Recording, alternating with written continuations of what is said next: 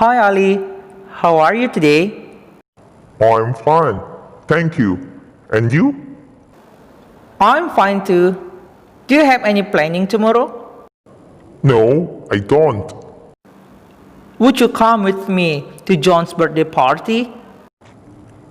Of course I would, but my car won't start. Don't worry, we will go there by my car. Okay, sounds great. Assalamualaikum warahmatullahi wabarakatuh. Okay my students, have you listened to the conversation between Ali and Umar? Sudah dengarkan tadi percakapan antara Ali dan Umar? Do you listen that they use will and would in their conversation? If you do you know the meaning of that word? Apakah Anda mendengar mereka mengucapkan will dan would dalam kalimat percakapan mereka? Apakah Anda tahu apa arti will dan would itu? Will is commonly known as the phrase that's used to tell the future. And would is commonly known as the phrase that's used in conditional sentence. Will biasanya kita ketahui digunakan untuk menyatakan kejadian di masa yang akan datang. Sementara would biasanya kita ketahui digunakan dalam conditional sentence. But we are not talking about that right now. But we are talking about another function of will and would. Hari ini kita akan membahas fungsi lain dari kata will dan would dalam kalimat. Will and would can be used to tell the willingness and unwillingness.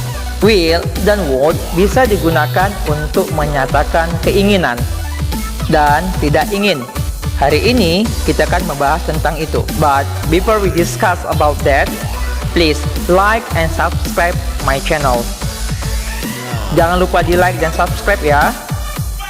In the present, we can use will to say that someone is willing to do something.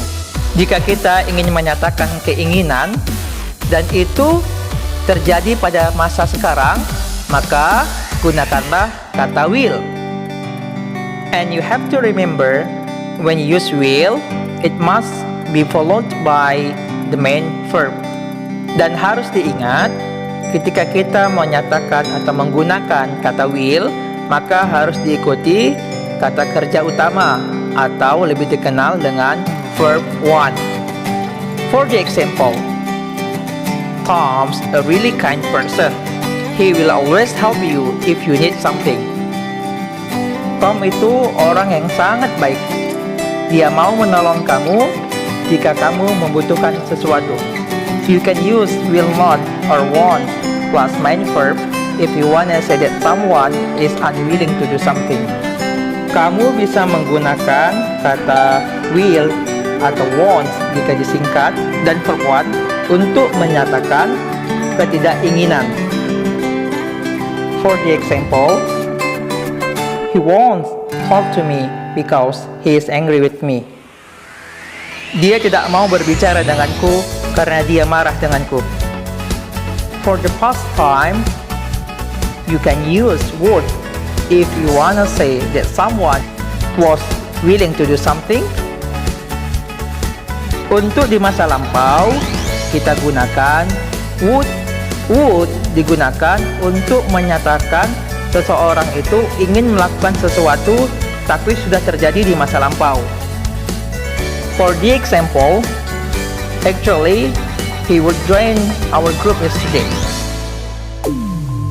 Sebagai contohnya, sebenarnya kemarin dia mau ikut dengan grup kita. And if you wanna say that someone was unwilling to do something, you can say would not or wouldn't.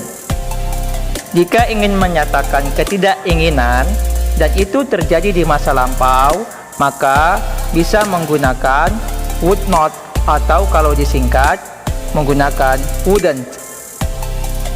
For the example, I invited him to my birthday party yesterday, but he wouldn't come. There is something you have to remember, that would and wouldn't must be followed by main verb. Although the sentence that come after endeavor would and wouldn't is in the past. Satu hal yang harus diingat, would and wouldn't itu diikuti dengan kata kerja utama atau verb 1. Meskipun kalimat yang datang setelah ataupun sebelum would and wouldn't itu dalam bentuk past tense.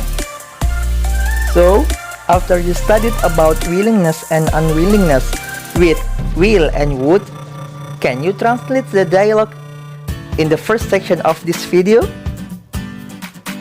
Okay, my students, you have to remember that studying English needs practice.